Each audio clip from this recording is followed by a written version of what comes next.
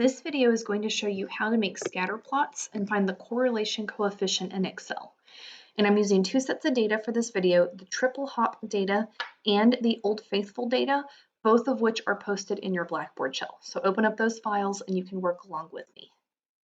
So the first one is the triple hop data, and we want to see, is there a relationship between how far somebody can hop doing a triple hop and their vertical jump? So we're going to start by putting this in a scatter plot. To make a scatter plot, we highlight all of our data, and then we go up to the top and click on Insert, and then choose the Insert Scatter Chart option, and pick the one with just the dots, no lines connecting the dots. And then we want to click on our chart. It should take you to the Design tab. If it doesn't, go click on Design, and then go over to Quick Layout on the left side and change it to Layout 1. So we can title that this is our triple hop going across the horizontal axis, our vertical jump going up the vertical axis, and then we're comparing jump times. And your titles and labels don't have to be exactly the same as mine, just something along these lines. And then I always click where it says Series 1 on the chart and hit the delete button on my keyboard because we really don't need it. All right, so looking at this graph, we see that we have dots and they're trending upwards. So it does appear that this looks to be a positive correlation. And so we want to know, yes, it's trending upwards, it looks positive, but is it a linear correlation? So we've got to find the R value to see if it looks linear. To find R in Excel, we do equals CORREL, the Correl function for correlation. I need to move my graph out of the way. It's fussing at me. All right, move my graph. So we're going to do equals CORREL, parenthesis, highlight all of your first column's worth of numbers, comma, and then highlight your second column's worth of numbers. So we highlight our first set of numbers, comma, highlight our second, close parenthesis, hit enter. And this tells us that we have a 0.8345. So that's, it's definitely positive. It's a positive number. It's not super close to 1, but it is, greater than 0.5. So depending on where you look, there's different guidelines for what constitutes a strong or moderately strong linear correlation.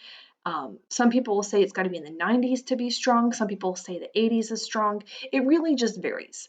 But we could say that there does appear to be I'm going to put strong, 0.83, that's pretty good. Again, there's not a hard cutoff, but there does appear to be a strong linear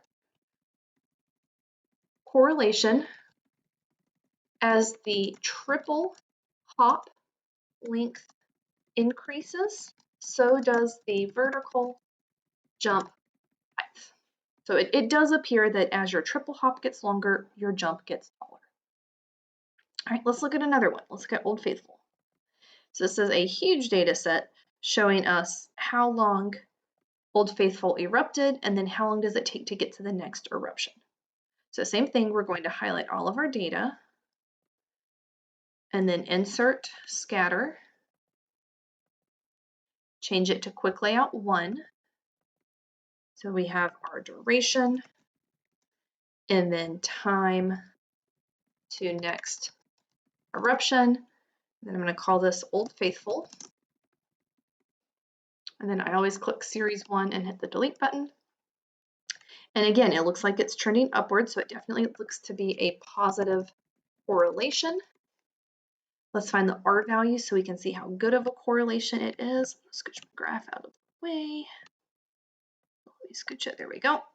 So to find our R value, we do equals CORREL parenthesis, highlight all of your first column, comma, highlight your second column, close parenthesis, enter.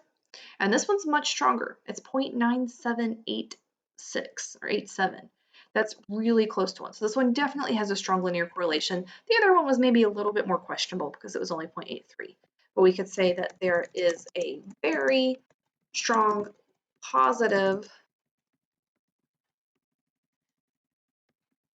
it's hard to type and talk all at the same time, positive linear correlation between the duration of an eruption and the time to the next eruption, the longer Old Faithful erupts, the longer it takes for the next one to happen. So this one's a very strong linear correlation because we have 0.97. The other one was not as strong.